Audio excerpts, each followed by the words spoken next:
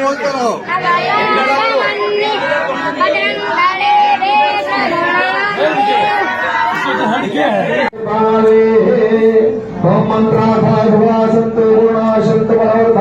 शत्रुणां बुद्धिनाशस्तु मित्राणाम् उदयस्तव स्वस्तस्तु वेदधर्मस्तचिरायस्तु भूमाजहस्तु धनान् समृद्धिरस्तु शत्रु। ये 1.25 कुंटल केसर से यज्ञ करना पड़ता है। एक लक्ष्मी याग होता है, जैसे 2 याग हो चुके हैं यहाँ पर, और 2 नारायण याग 1.25 करोड़ आहुति ऐसे यज्ञ होते हैं। 10 दिन तक ब्राह्मण करते हैं यज्ञ, तो उसमें वो पूरा 551 आचार्यों के द्वारा यज्ञ होता है। ऐसे 4 यज्ञ हो चुके हैं। ये विजय है, पूजा यहाँ की यज्ञ होता है। ये नारायण यज्ञ यंत्र है, ये जर्मनी में इसका डिजाइन है।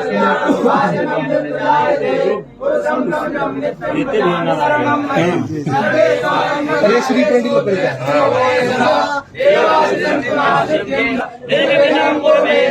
सर्वकार्येषु सर्वदा विनायकं गुरुं मानं ब्रह्मा विष्णु महेश्वरा सरस्वती प्रणम्यालो विश्वकार्यार्थ सिद्धये ओम गणानान्त्वा गणपति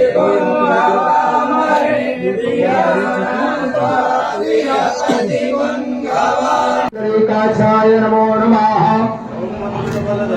हेमशैलाभदेहं दशवनरुषाणं ज्ञानिनामग्रगण्यं शकलगुणनिधानं वानराणामधीशं प्रभुपदप्रियभक्तं वादशातं नमामि। ॐ स्वस्ति न इन्द्रो बृहद्रवाः स्वस्ति नः पूर्वा विश्ववेदाः स्वस्ति नो बृहस्पतिर्दधातु प्रखल्वा मरुतः बुद्धिमातरः शुभं जावानो निरधेषु गुणः मे दुर्वामनः जातो यतः समेहते सतो नो अभयं करो धन्नः गुरुप्रजाभ्यो अयन्नः कुण्डकेतुर्गणाध्यक्षो वादचतुरोपजाननः पूजारम्भे संग्रामे संकटे सेवा विद्याबलं बताइए। ये 1.25 कुंटल केसर से यज्ञ करना पड़ता है। एक लक्ष्मी याग होता है, जैसे 2 याग हो चुके हैं यहाँ पर, और 2 नारायण याग 1.25 करोड़ आहुति ऐसे यज्ञ होते हैं। 10 दिन तक ब्राह्मण करते हैं यज्ञ, तो उसमें वो पूरा 551 आचार्यों के द्वारा यज्ञ होता है। ऐसे 4 यज्ञ हो चुके हैं। ये विजय है, पूजा यहाँ की यज्ञ होता है। ये नारायण यज्ञ यंत्र है, ये जर्मनी में इसका डिजाइन है। अरे श्री 20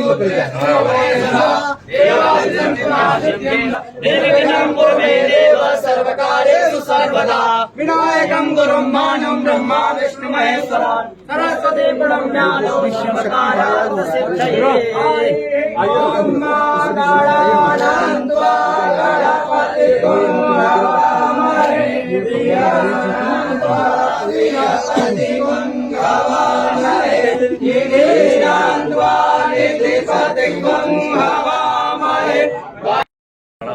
कहना चाहता हूँ कि नौजवानों, सरकार की भावना को समझो।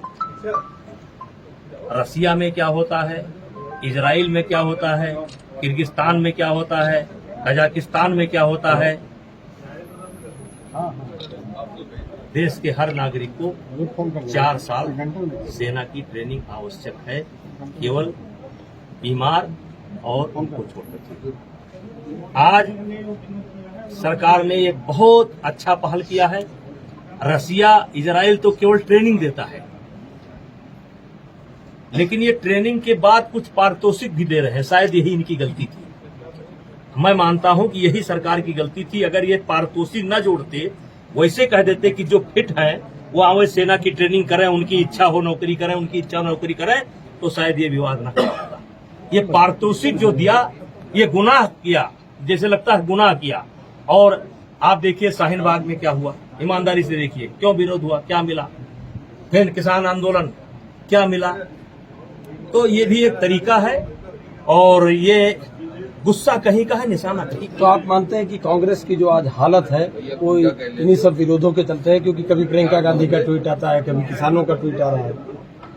देखिए कांग्रेस पर तो दया आती है, जब एयर स्ट्राइक पर वो सवाल उठाते हैं, सर्जिकल स्ट्राइक पर सवाल उठाते हैं, तो उनकी जगह पर मैं होता तो मैं बोलता कि बीजेपी से बड़ी एयर स्ट्राइक हमारे नानी ने किया था, बांग्लादेश बना दिया था। ये कहने के बजाय वो सेना पर सवाल उठा रहे हैं, दुर्भाग्य है। और वो लगातार नीचे ही जा रहे हैं, लगातार ही नीचे जा रहे हैं। वैक्सीन पर सवाल उठाए, सेना पर सवाल उठाए, कोरोना की दवाई पर सवाल उठाए, सवाल उठाना उनका धर्म है, वो उठा रहे हैं। संजय, जब भी कोई पत्थरबाजी समझ कर जाते हैं, अजनी करने लगते हैं, कौन है ये आखिर पत्थरबाजी? देखिए ये निशाना कुछ और है, दिखाया कुछ और जा रहा है।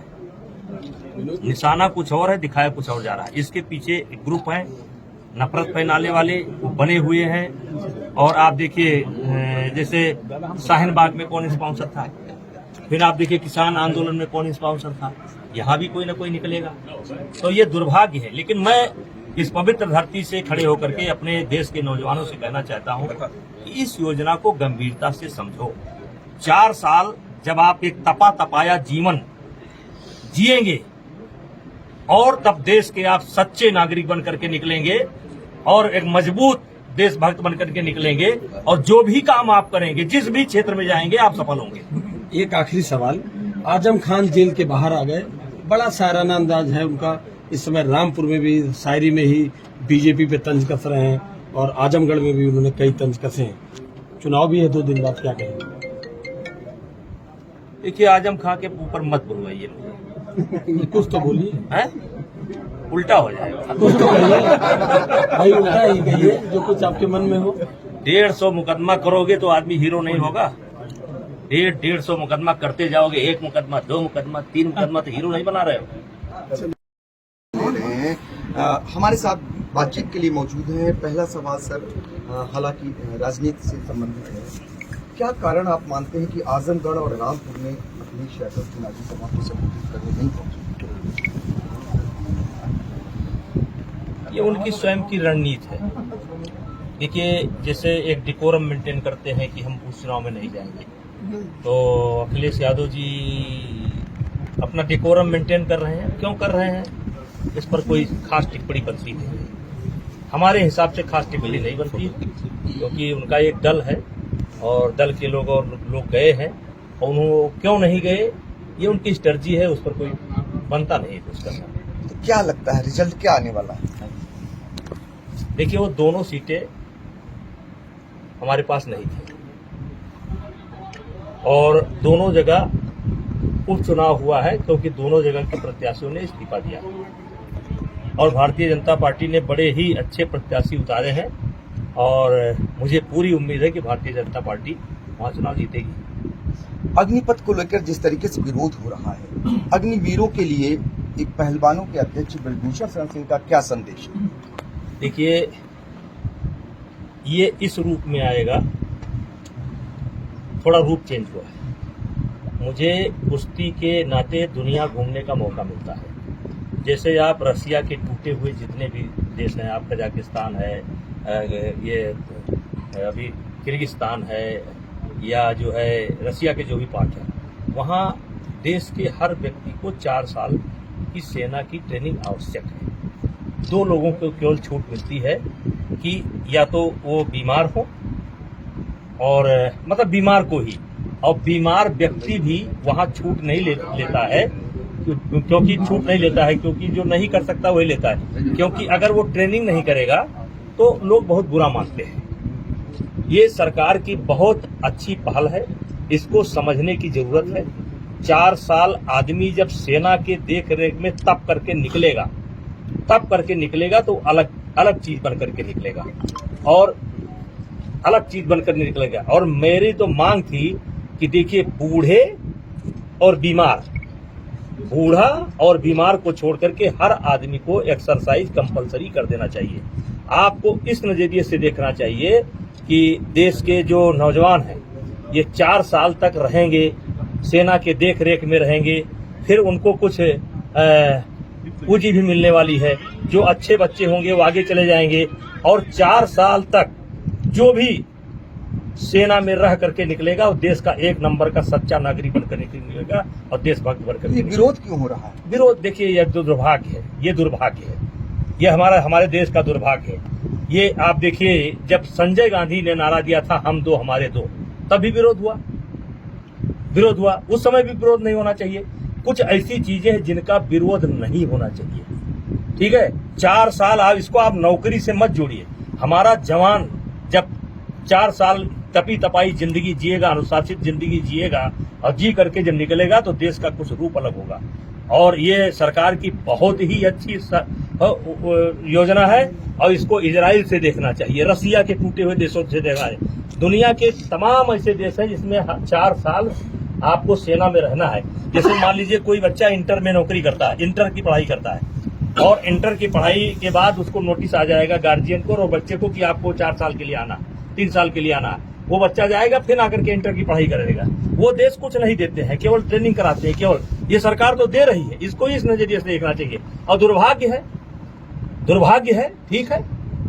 और आप देखिएगा जैसे शाहीन बाग का धरना था, कहां से स्पॉन्सर था, पोल खुल गई।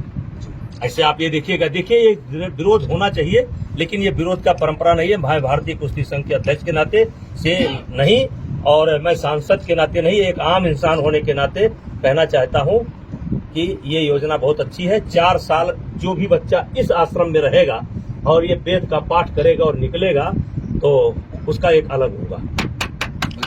एक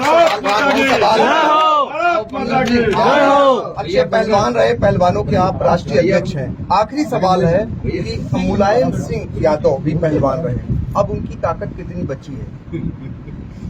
देखिए, मुलायम सिंह एक बहुत ही सामान्य परिवार में पैदा हुए और अपने पुरुषार्थ के बदौलत वो हिंदुस्तान की राजनीति में चरम पर पहुंचे। केवल प्रधानमंत्री पद का पद छोड़ करके वो व्यक्ति चरम पर पहुंचा। इस नजरिए से आप उसको देखिए, एक ऐसा नेता जिसने 40 पद अपने परिवार में दे दिया। एक समय था कि 38-40 प्रमुख से आपके सहयोगी रहेगा, गलती की है। नहीं, पहले या तो पहले ये बात सुन लीजिए, पहले बात सुन लीजिए। तो 40 आदमी उनके परिवार में सांसद रहे, एक परिवार में 5 सांसद, 7 सांसद रहे। देश के अंदर एक भी व्यक्ति नहीं। तो मुलायम सिंह पुरुषार्थी थे। हाँ, जो वर्तमान में है ये मुलायम सिंह का 1/10 भी नहीं। ये मुलायम सिंह का 1/10 भी नहीं है। अब जैसे आपने सवाल पूछा था कि आजमगढ़ क्यों नहीं जा रहे हैं, आजमगढ़ क्यों नहीं जा रहे हैं, हमने कहा ये उनका व्यक्तिगत विचार है।